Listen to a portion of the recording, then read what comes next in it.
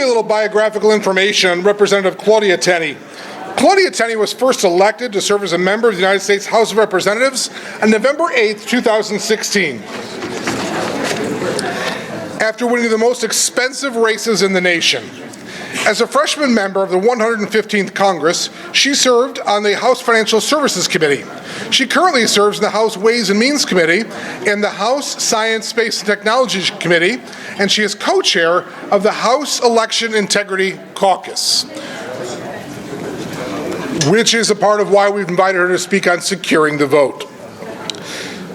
She was elected to the House of Representatives for a second time in November 2020 in what was yet again the most expensive and competitive, one of the most expensive and congressional races in the nation. But she's been a great representative, represents our party values well, and of course I've tracked with her since she was serving in the State Assembly, and it's a delight to also be able to call her now my Congresswoman. So would you welcome Representative Claudia Tenney.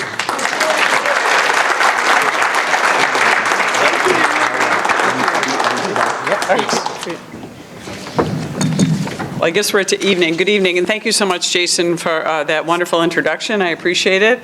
I want to also say thank you to Jerry Kassar and the county chairs that are around here, and everyone who's supportive of the conservative cause for being at this event again this year. And it's important that you're talking about just kind of looking at your schedule, all the things that you're looking at. It's an honor to be here and speak. I've spoken at this event before in the past, and not expecting to have election integrity a part of my political odyssey, but it ended up, it seems like it's always rising to the top of everything that we do in New York. With some of the crazy situations we have, especially going on right now. And my concern and the reason I started the Election Integrity Caucus, which Jason referred to, is to make sure that we preserve our sacred right to vote, which is critical and a cornerstone of our self-governance, which is really what our entire Constitution is about. Human rights, self-governance, a constitutional republic, not a democracy, straight democracy, which the Democrats like to talk about. And so I just want to say, every time you hear the Democrats talking about saving, upholding, and protecting our democracy, and it's under attack, they're projecting. They have done everything they can on a national and state level, all the way from New York and Albany to the Washington, to President Biden, to the Democrats across the country, to undermine our democratic principles by manipulating election integrity. And I just want to give you a couple of examples, and I think you all know this, but in varying forms. They have continually changed the definition of what is legal vote accumulation. Some call it vote harvesting. I call what the Democrats do vote trafficking, allowing non-citizens to vote that we've had to challenge in court, manipulating election districts through gerrymandering, as we are witnessing with a breathtaking disregard for the voters in New York, and this is happening in a few other states, but particularly New York, where we had a decision last year or 2 years ago that actually gave us an opportunity to have competitive districts. After the state legislature passed in 2014, I voted for this amendment to take gerrymandering away from the Democrats in the Assembly and the Senate, and give it to the people and give it to an independent redistricting commission. And that was all, as we all lived through in 2022.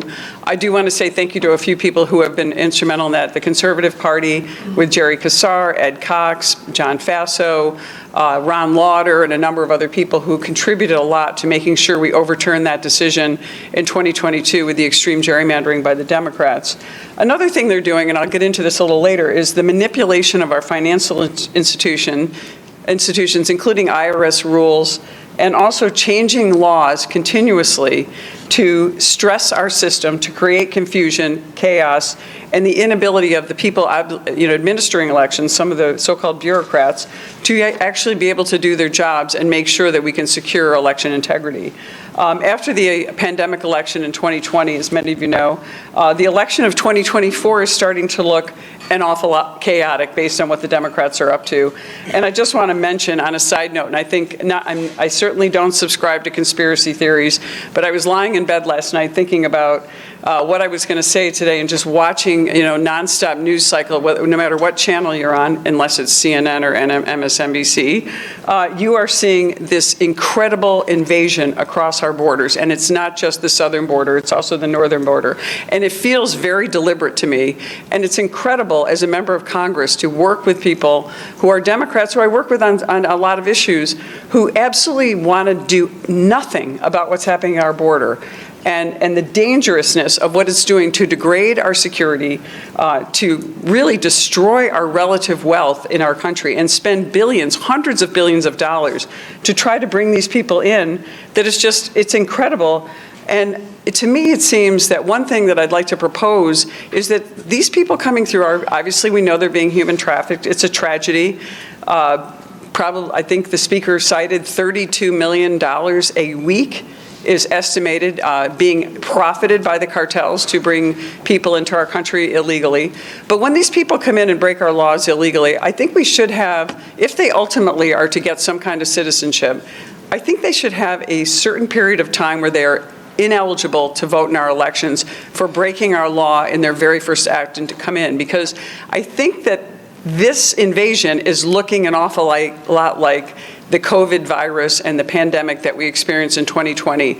The attempt to create chaos and to try to create confusion, and now here we are, all these people who are getting, not only are they getting debit cards we see in New York City, they're getting an address, they're getting licenses in New York State under Kathy Hochul, thanks to Governor Cuomo with the green light law. They're getting protected because of the green light law does not allow the Department of Motor Vehicles to share records, even on illegal immigrants, with our local governing bodies, including not just police, not just Customs and Border Patrol, but also our boards of election can't determine if someone's a citizen. An essential qualification in our state constitution, our state law, and also our federal constitution requires that in order to vote in our elections. So I somehow think that we're looking at this invasion as almost a deliberate reason. I know it sounds like a conspiracy theory. I haven't developed it completely, but I think there is some strange reason that the Democrats do not want to address this issue at the southern border, and that's just a speculation on my part. Maybe it'll prove to be true. I don't know. If we'll find out if there's some profit margin in there. There's a lot of contractors, people who are providing hotel rooms, food, diapers, resources, airline flights, beyond, using taxpayer dollars. Maybe that's some connection to Democratic donors or what they're up to. I don't know. Those are speculation, but I think those are things that we're trying to investigate. I know Oversight Committee is looking at many of them. And so I just want to this conference is very important to have it now because we are getting into our big election season in 2024. And I think this is going to be the most important election of our lifetime. And I know everyone says this is the most important election, but when you're on a sliding hill and you're going downhill, even if you're not going up, if you're not climbing, you're going down the hill, and we're going to continue to see every election being so critical. But I feel like we got 4 years under the Trump administration where we were able to kind of put a stop on sort of the Obama-Biden politics and what they were doing to our country, and we were able to pause that. But now you can see they're right back at it, and if we don't stop them again, I'm not sure that it won't be irreversible, and that concerns me a lot. And so I want to just say we have an opportunity. We've got good news from the field. Our 3rd district candidate, Mazi Philippe, is actually supposedly doing very well in early vote, a place where we don't do typically well as Republicans. It could be historic if we can get her to win that election. And of course, we've got to face the redistricting that's coming. And unfortunately, the redistricting scenario, I'm talking a little bit to Chairman Kassar and others who know a little bit about this. I think it's worth knowing that, I think you've probably had somebody up here this week, but I say it as much as I possibly can. If only we were as diabolical as the Democrats, and we had this, we bullied the Chief Justice out, who sided with the Fair Lines back in 2022. We got another justice to actually recuse herself with what I could not see any recusal grounds. And then we put in place a judge who actually gave habeas corpus rights to an elephant at the Bronx Zoo. So that's the legal scholar who who's running the Court of Appeals right now. He's our Chief Justice in a once venerable court, by the way. My father served as a Supreme Court Justice for 35 years. We always, even though obviously over the years it's become more liberal, but we at least had some credibility at that level. And only this judge could come up with a way to overturn the fair lines.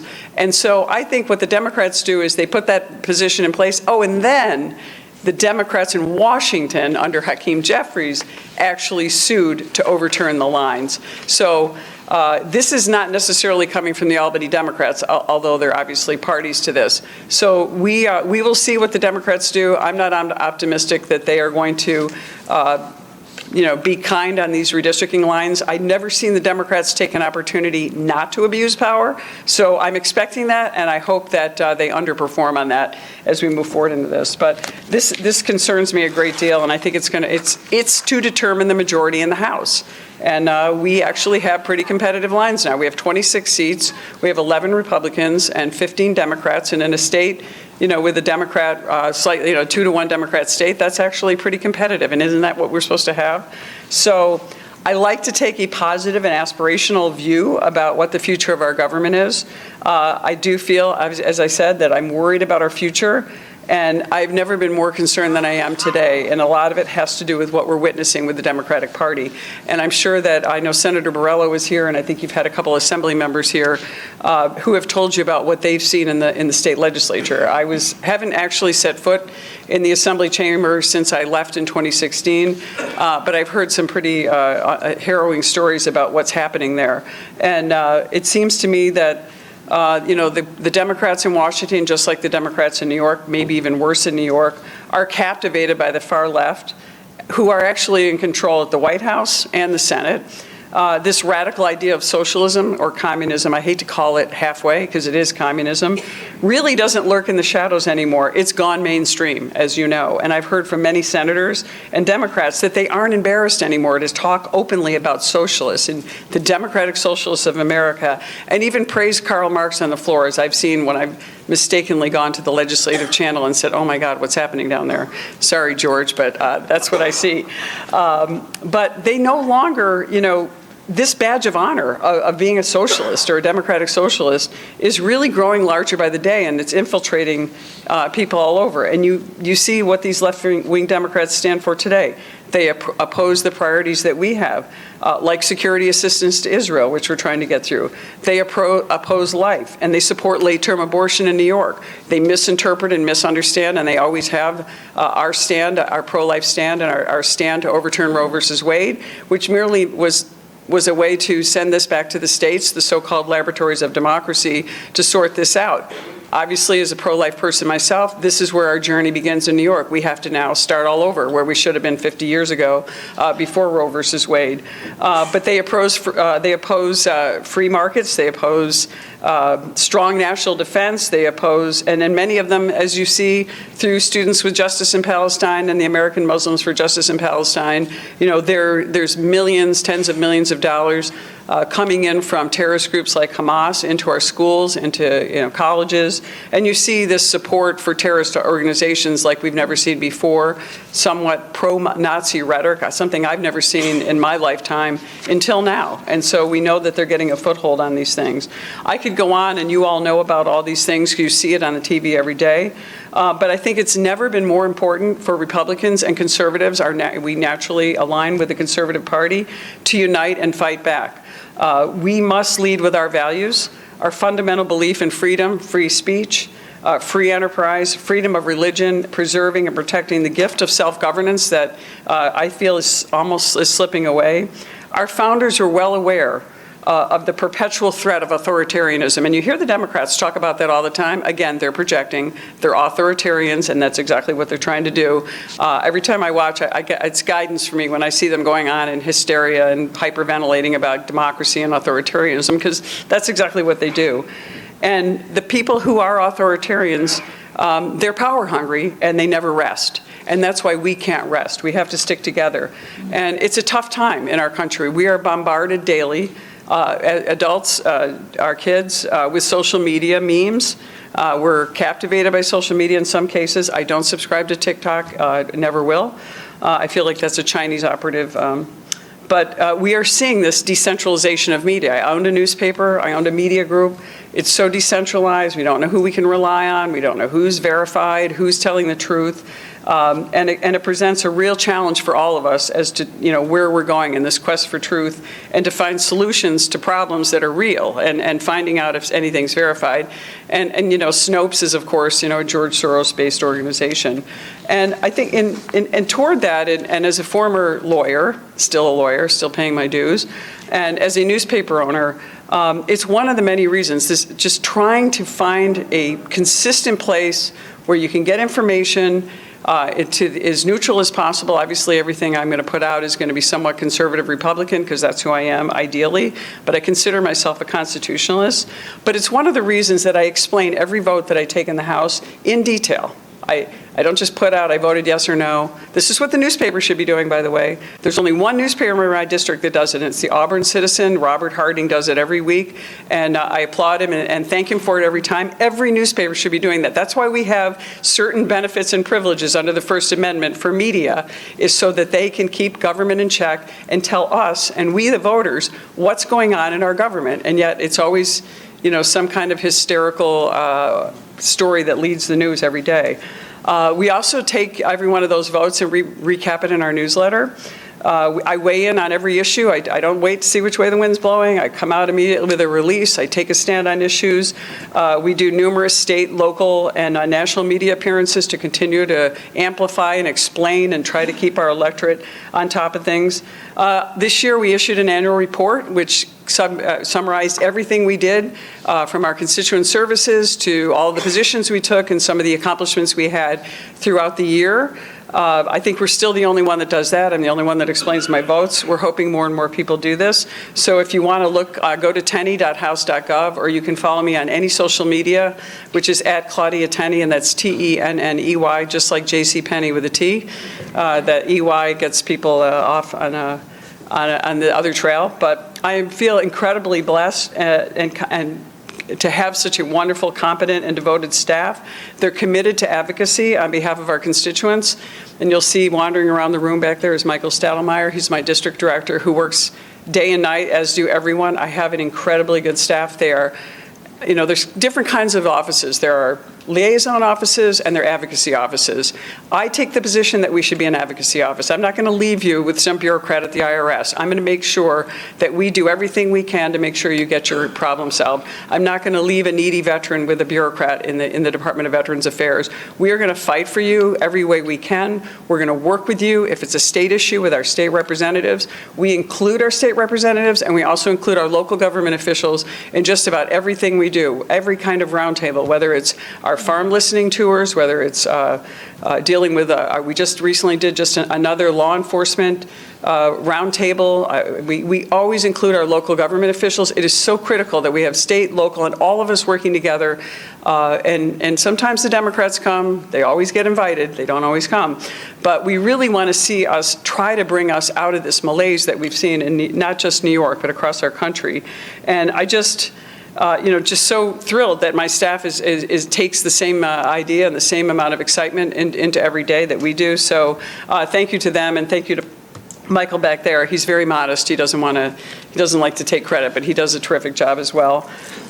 We also have issued plans. I've come out with plans and statements and with solutions for broadband access, preservation of our Second Amendment rights, which is a continual issue that we're fighting all the time. I've led an amicus brief a couple of years ago on the Brewing case. I'm going to be on the amicus brief. I'm on the one with Ted Cruz on the latest one, and we're going to be doing that actually amicus brief is with Colorado on Trump's issue. But we have a new amicus brief coming out again on the continuation of our fight for Second Amendment rights, and continue to find that. We did a law enforcement plan with solutions.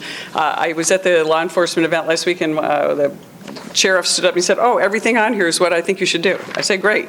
So get people to sponsor our bills, which I urge you all to get your Congress members to do that as well.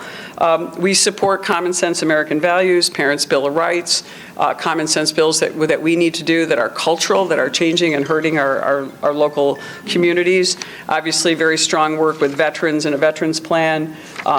We have a agriculture committee. I represent the largest agricultural district in the Northeast. Some as you may or may not know, the number 3 apple producing county in the entire country is Wayne County, and your conservative chair, Mike Garlock, is right in the back there, and he's, in case you didn't know that. So I brought an apple. Somebody gave me an apple pie for my birthday yesterday, and today is my birthday, actually, 2424, which is kind of cool. And Brenda Garlock. Happy birthday, Brenda. And I thought, I'm going to bring it to Mike Garlock. And I thought, well, why would I give an apple pie to the guy that's from the Apple County? But, you can try some apples from Niagara County. That's where they're from. So we also, we weigh in on we have an America First foreign policy plan. We have tax plan, because I serve on the Ways and Means Committee, border security. We put out everything. And I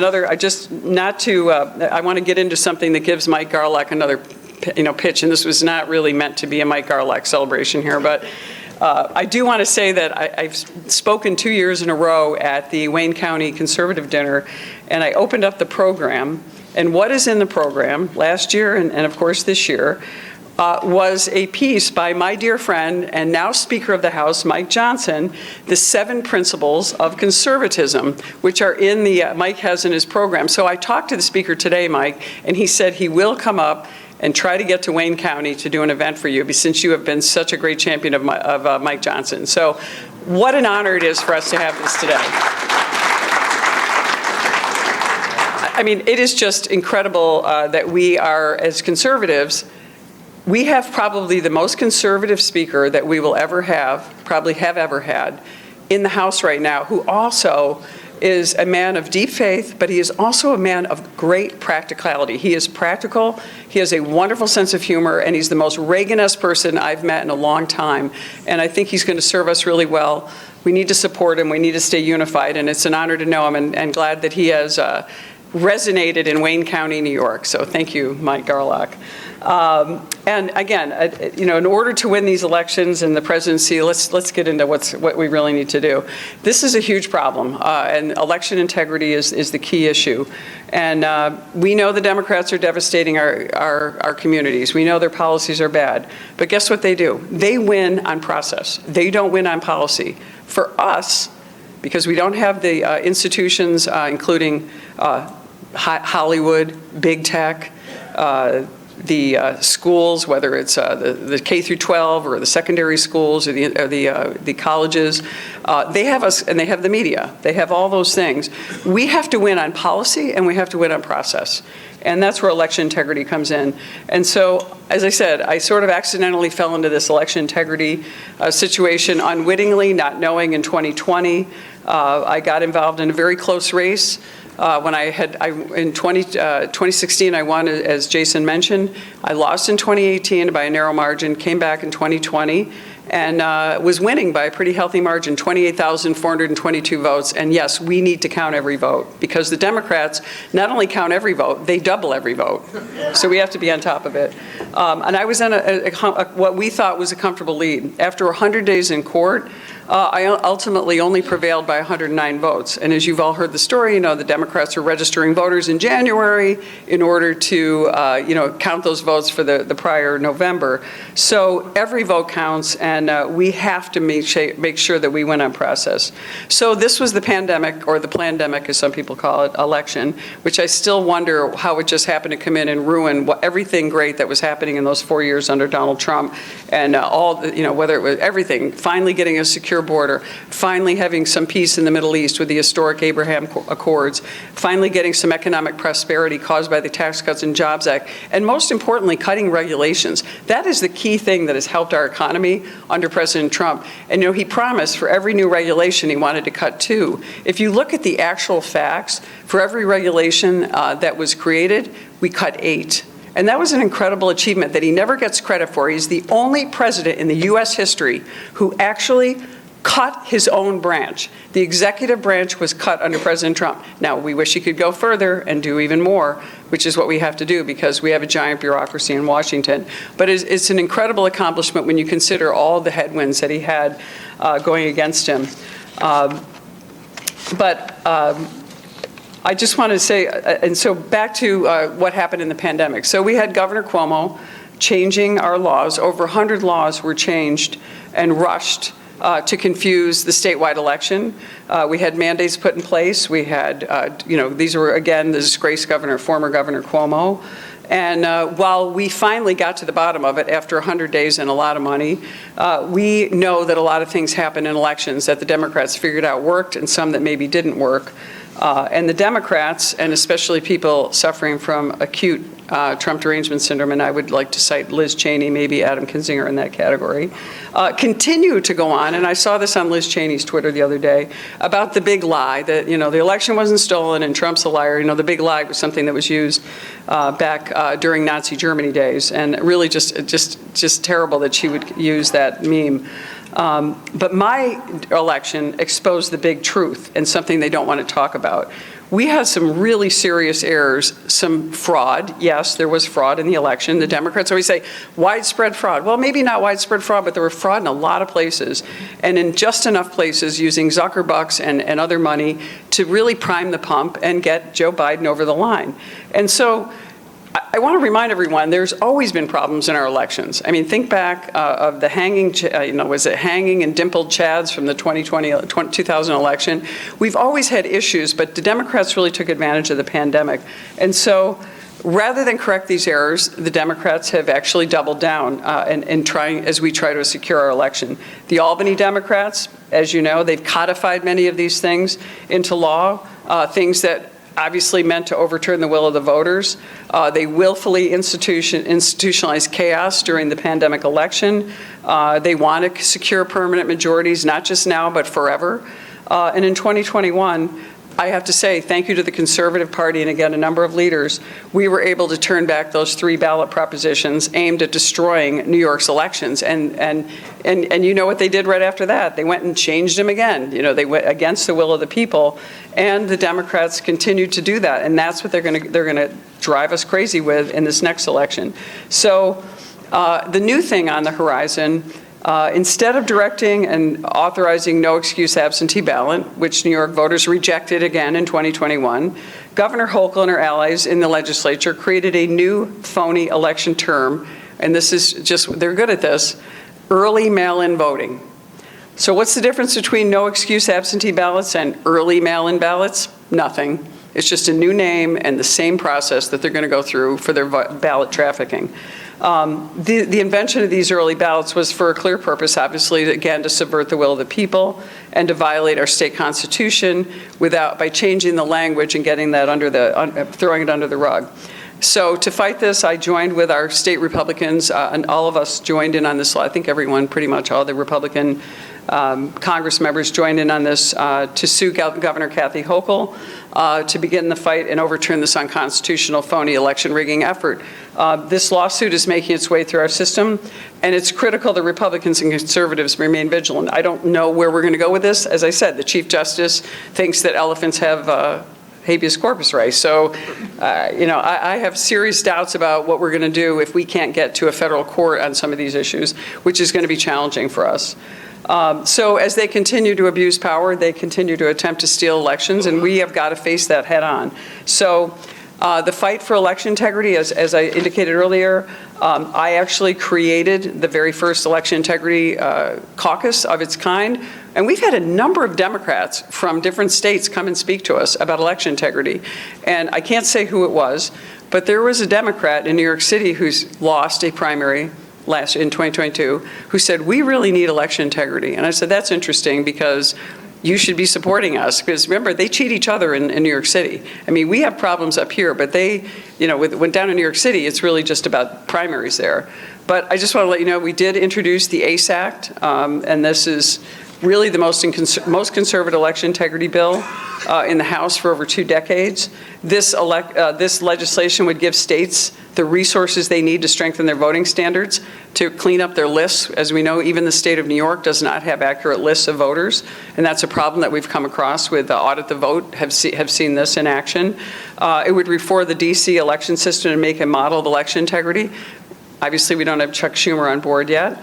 The bill also includes my bill, which is Promoting Free and Fair Elections Act, which defunds President Biden's executive order. And I want to specifically mention this because this is the single most dangerous thing that's coming with our elections this year, especially in our swing states. So President Biden signed into law executive order number 14019 in 2021 when he first got into office. And basically what this bill does, instead of Zuckerbucks, which was the money used by Mark Zuckerberg, almost $420 million into prime the pump, he's using our taxpayer dollars, and it could be over $1 billion in our money to go to all of our different agencies, whether it's HUD, SBA, you name it. They are going to be vote collection, vote trafficking sites, and people are going to be able to vote there, and it's going to be Democratic operatives bringing the votes in. And it's really important for this reason. If you think back on the 2020 election, it really comes down to the swing states for the presidential election and the Electoral College. The entire election of 2020 was decided by about 42,000 votes in those key swing states.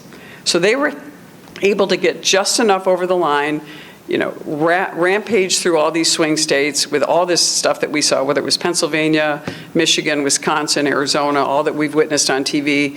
They were able to prime the pump enough to barely get Joe Biden over the line in those states. And that's really what it comes down to.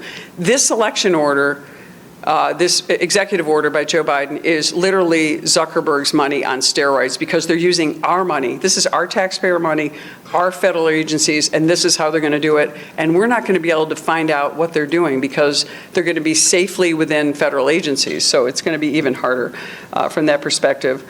We also end the Zuckerbucks Act, which, by the way, we got Mark Zuckerberg not to contribute at least directly. But I'm going to put a name out there for everybody. Watch this. Google this, watch this.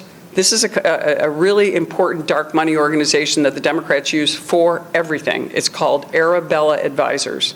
Arabella Advisors is a dark money group that takes all kinds of money, sometimes it's foreign, and they slot these into 501c3s and 501c4s, and eventually, whether it's to manipulate our government contracting process, manipulate elections, they are pervasive all over, and we are trying everywhere we can. It's on my Science, Space, and Technology Committee. We found, evidence of Arabella Advisors being involved in public contracting. All this stuff is there. This is a dark money organization that the Democrats use. These are all things that we're trying to catch because they never quit. They never rest. They have tentacles everywhere, and it's really, an incredible game for us to try to catch up on everything. And under the House Ways and Means Committee, we did actually do a hearing on this, and it was entitled Groups Hide in Greater Darkness. And we found a lot of these really rich liberals funding these 501c3s and 501c4s. And so we are on top of that, and we're trying to make sure that this super PAC, this Arabella Advisors, is in check and doesn't continue to manipulate our elections. And I just want to say one thing. I am on the Colorado situation with the misinterpretation of the 14th Amendment. This is a total ridiculous claim. If the Supreme Court doesn't come back with a 9-0 decision, there's something wrong with our Supreme Court. This is clearly not a correct interpretation of the 14th Amendment. It is clearly an attempt to interfere with an election, and it's clearly an attempt to deny President Trump his due process, which is required by the 14th Amendment. We've got Sixth Amendment rights. Does Trump get a chance to have a free trial to prove he's not an insurrectionist? I mean, this is absurd when you have bureaucrats, really just proving their authoritarian creds on the trail there. So this really concerns me, and that's something that I've joined on the amicus brief. The Supreme Court should be weighing in this. I hope that I'm not wrong, but they better be a 9-0 decision, or we have a lot more to work on and a lot more to be worried about than in these issues. So as I mentioned, I founded the Election Integrity Caucus. We have about 70 members. If you have a member of Congress anywhere in the state, or if you're coming in from out of state, please encourage your members to join the caucus. It's technically nonpartisan, although we don't have any Democrats. We hear from speakers all across the country. We've had Molly Hemingway as a guest speaker. We've had secretaries of state from various countries. Like we had the governor of Louisiana, who was then Attorney General Jeff Landry. We've had a number of people who are really on the cutting edge of election integrity issues around the country come and speak to our group to educate members and to really provide us with solutions. And we have led the way on a number of issues. For example, we led the way on clarifying this whole issue of voter ID, which, famously the former governor of Georgia, she really didn't win, but she thinks she did, and she didn't get reelected, by the way. Stacey Abrams, said this was a racist situation to have voter ID. We pushed an effort. A lot of money was spent. We worked with a lot of independent groups and coordinated. And guess what? It turns out that 88% of people across all demographics think that voter ID is an important security measure and not racist.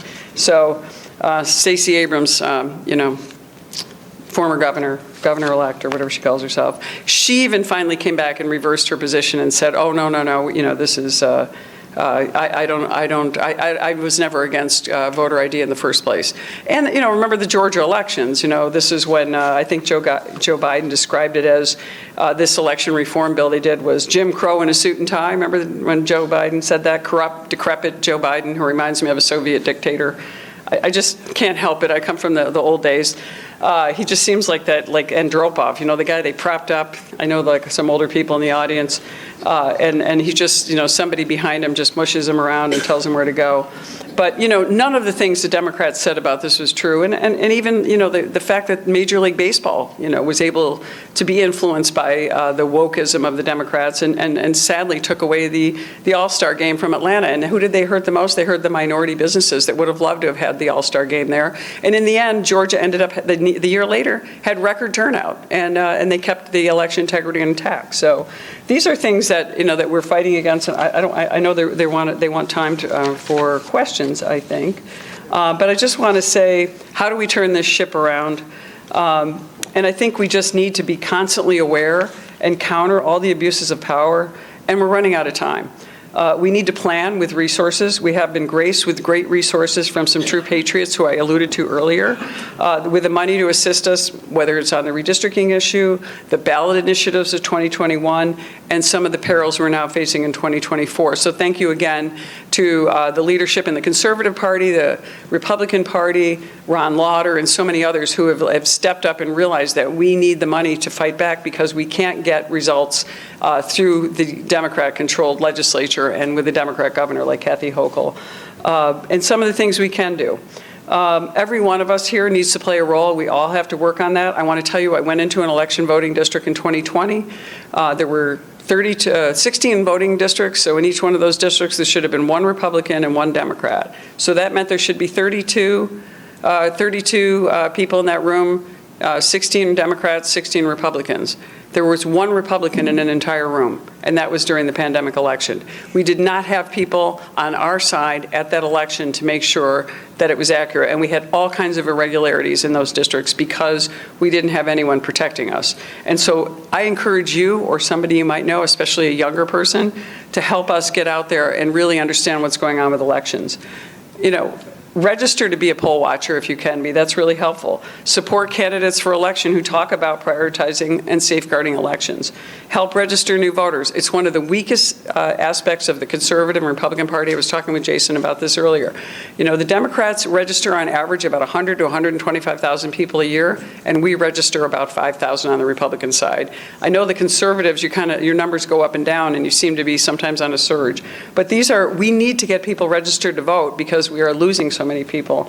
And I want to make sure when you do get registered, make sure you vote and get some neighbors. I mean, if you just brought a few neighbors with you or a few people, that actually makes the difference and could have changed the entire election in 2020. And don't be deterred by the Democrats and the media, telling us that we're election deniers or insurrectionists and that stuff. That's all designed to silence our vote. And finally, I just want to, because I'm going to let you ask me questions. I just want to just say, anything we can do to combat and get the information out there to be unified as a Republican and Republican and Conservative Party. God, don't say that. Republican and Conservative Party. It's just so important what we're doing and trying to just bring some credibility back. And we really are, I feel like this is our last chance in this election. If we lose this presidential race, I just don't see how we're going to recover. So we're going to continue to fight for election integrity. We're still trying to kind of build up a new team. Some old members have retired, and we're trying to get more people in our election integrity caucus. So always looking to recruit members and always looking for someone who can come and speak at our election integrity caucus events so that we can really hone in on this debate. But I just urge all of you to join in on the fight, and I'm honored and that you're all on top of this, and that it's part of your, by the way, it's never on the NRCC schedule, election integrity. Call your speaker, our speaker, and ask him that we put this on the calendar and on the list of speakers. So with that, I just want to say thank you. I'm grateful for all that you do. I'm grateful to always have the support of the Conservative Party, and we appreciate your union with the Republicans and being able to fight this fight to get our country back. And thank you. Grateful to all of you. God bless. Congresswoman Claudia Tenney. Am I over my time? Oh, geez. Oh, you got questions? We got questions. We're ready for you, all right? And a lot have been coming in. Is there movement toward, or would you support federal election enforcement or possible constitutional amendment to standardize federal election procedures throughout the states, not affecting electors, but strictly rules and standards for voting and counting? Ross from Brooklyn would like to know. Yes, thank you. Well, so having standards and guidelines is one thing. I'm very much worried that if we were to federalize elections, that's what the Democrats are trying to do with everything they do, that we need to make sure we preserve what's in our Article 2 of New York's Constitution and preserve this to the states so that we don't have this takeover. Because if the Democrats, Nancy Pelosi tried to abuse power. Remember, she tried to remove Marionette Miller Meeks by using the Federal Elections Act. By claiming that and overturning the decision, a unanimous bipartisan decision of the state of Iowa to put her in place as a member of Congress and to seat her back in 2021. So I worry about the federal thing. I think standards are helpful, but I think we should urge our state government to do those.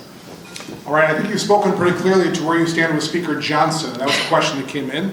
And I will just personally say I appreciate all the interaction during those votes, that debate. You and I were texting quite a bit, so thank you for that. And I think we got a great speaker. But would you like to make any comments regarding Speaker McCarthy? Yeah, I mean, Kevin McCarthy was always a terrific guy, terrific to me. He was, he'd been there since I got in. He was helpful. I think he was a little leery of me when I first got in because he thought I was probably too conservative. And I think he realized that though I'm conservative, just like Speaker Johnson, I'm also a practical person. I'm a business owner.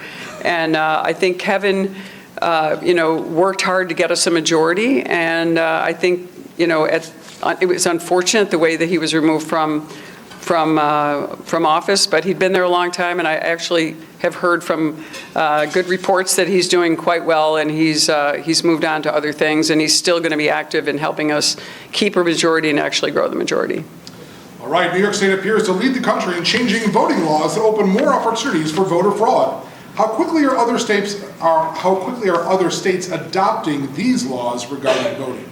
Well, I think you can divide that into blue states versus red states. The red states tend to favor election integrity. Georgia's kind of a purpley state, but Georgia, put in good laws. There was nothing wrong with the laws that Georgia put in place, and they proved to be quite good. When people have confidence in the elections, they tend to vote. We saw in some of the elections that when people didn't think that election integrity was strong, they decided they really didn't want to vote, and they didn't think their vote counted. That's the worst thing we can do. The best thing we can do is to rely on some of the more conservative states. Now Louisiana's got a new governor who's going to be conservative, who's a leader on election integrity. He's going to make sure that is cleaned up somewhat as much as you can in Louisiana, which is notable for some of its interesting past. But they finally have a really good Republican governor, and they have a Republican legislature. Florida, outstanding laws put in place by Governor Ron DeSantis, really right in response to our election integrity recommendations that we put out in 2021. I had a meeting with Governor DeSantis at that time, right after my election, and they're very quick to act. A lot of good states. Indiana, strong election. A number of states have been really good. Your problems are always going to be New York, California, Illinois, and the blue states, basically. Your thoughts on ballot harvesting and whether or not conservatives, small c or large c, should be engaging in those activities? Ballot harvesting done by Republicans is considered illegal, and those people go to jail. case in point, North Carolina. But when Democrats ballot harvest, there's nothing wrong with it. It is legal in New York. I think that the way that New York works is terrible. I think, I can go to your door and I don't have to be related to you, and I can just say, I'd like to drop your ballot off for you. Here's your ballot, fill it out. I can watch you fill out your ballot, put pressure on you, get you to sign it, and take it to get voted on. And that was happening in one of my election that I've witnessed personally in 2018, but also again in 2020. So it's legal in New York. I think if we're ethical and we're careful, we can certainly try to do it ourselves, but not to the extent the Democrats do. I mean, they really look, the reason John Fetterman is in office is because most of the Democrats who voted for him don't even know who John Fetterman is. Those ballots were collected and brought in from Democrat operatives, whether they were unions and other groups, and that's how he got elected. You could take a room full of Democrats from Pennsylvania, and they couldn't tell, and a bunch of them would say, "Who's John Fetterman?" And we've got to get people to understand their right to vote is sacred. It is so important. We've had people. My son serves in the military. We've had so many of you serving. The leader of this party, Mike Long, was a honorably serving Marine, and so many of you. Look, we've served this country. The right to vote means so much, and it means so much to other countries. We need to find a way to recapture that with the young people and people around here who don't feel disaffected and really understand that it's the only thing that's really going to save us. Okay. And the perpetual question, legal gun owners have historically low voter turnout. What can be done to change that? I'd like to put drop boxes at every gun club across the state.